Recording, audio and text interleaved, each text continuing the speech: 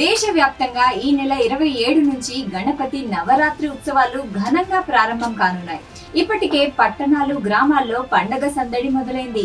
ప్రతి వీధిలోనూ వినాయక మండపాల ఏర్పాట్లు జోరుగా సాగుతున్నాయి. వర్షాలను సైతం లెక్క చేయకుండా మండపాలను ఏర్పాటు చేస్తున్నారు. మండపాల ఏర్పాట్ల కోసం భారీ ఎత్తున ఖర్చు చేస్తున్నారు.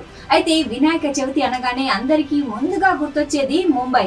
అక్కడ పెద్ద పెద్ద మండపాల్లో భారీ గణనాథుల విగ్రహాలను పెడతారు. అంతేకాదు కోట్లలో ఖర్చు చేసి అలంకరణతో పాటు ప్రత్యేక కార్యక్రమాలను చేపడతారు అక్కడి వ్యాపారవేత్తలు, బాలీవుడ్ తారలు. ముంబై కింగ్స్ సర్కిల్స్ లో ఉన్న జిఎస్డి సేవా మండల్ ముంబైలోని అత్యంత ప్రతిష్టాత్మకమైన గణేశోత్సవ మండపాల్లో ఒకటి. దీనిని గౌడ్ సరస్వత్ బ్రాహ్మణ సమాజం ప్రత్యేకంగా పూజిస్తుంది. ఈ విగ్రహాన్ని పర్యావరణ అనుకూల బంకమట్టితో తయారు చేస్తారు. సహజ రంగులతో పెయింట్ చేస్తారు. ఈ గణపతే దేశంలోనే అత్యంత సంపన్న వినాయకుడిగా ప్రసిద్ధి పొందాడు. ఈ ఉత్సవ సమితి గత 70 ఏళ్లుగా నిర్వహిస్తుంది. ఈ ఏడాది కూడా ఆగస్టు 27 నుంచి 31 వరకు 5 రోజుల పాటు ఘనంగా గణేశోత్సవాన్ని నిర్వహించనున్నారు.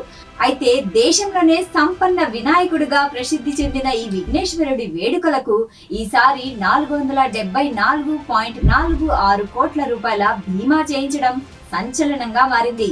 గతేడాది వీరు 400 కోట్లకు ఇన్సూరెన్స్ చేయించి రికార్డు సృష్టించగా ఇప్పుడు దాన్ని వాళ్లే బద్దలు కొట్టారు.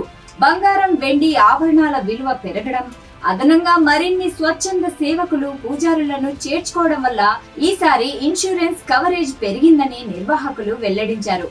అయితే న్యూ ఇండియా అష్యూరెన్స్ అందించిన ఈ బీమా పాలసీలో మండపంలోని బంగారం, వెండి, విలువైన వస్తువులు, ఉత్సవాల్లో పాల్గొనే వాలంటీర్లు, పూజారులు, వంటవారు, పార్కింగ్ సిబ్బంది, సెక్యూరిటీ సిబ్బంది అందరూ బీమా పరిధిలోకి వస్తారు. ఇదే కాకుండా ఈ 5 రోజుల గణేష్ నవరాత్రి వేడుకల్లో మండపాన్ని దర్శించే ప్రతి ఒక్క భక్తుడు ఈ ఇన్సూరెన్స్ కవరేజ్ లోకి రావడం విశేషం. ఇక్కడ గణపయ్యను భారీ ఎత్తున బంగారం, వెండి ఆభరణాలతో అలంకరించనున్న నేపథ్యంలో ఈ బీమా పాలసీలో బంగారం, వెండి ఆభరణాలకు 67 కోట్ల బీమా, మిగతాది పూజారులు, నిర్వాహకులు, సహాయకులు, భద్రతా సిబ్బంది కోసం కేటాయించడం జరిగింది.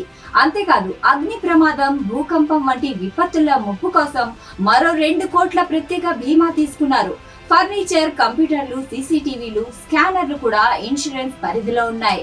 ఇక అదనంగా పబ్లిక్ లయబిలిటీ ఇన్సూరెన్స్ కింద 30 కోట్లు కేటాయించారు. భక్తుల సౌకర్యార్థం ఈసారి QR కోడ్ సేవలు, డిజిటల్ లైవ్ సేవలు అందుబాటులోకి తీసుకువచ్చారు. భద్రతా చర్యల్లో భాగంగా ఫేషియల్ రికగ్నిషన్ కెమెరాలు కూడా ఏర్పాటు చేశారు. వినాయక చవితి నుంచి 10 రోజుల పాటు నిర్వాహకులు, భక్తులకు ఈ బీమా వర్తించనుంది.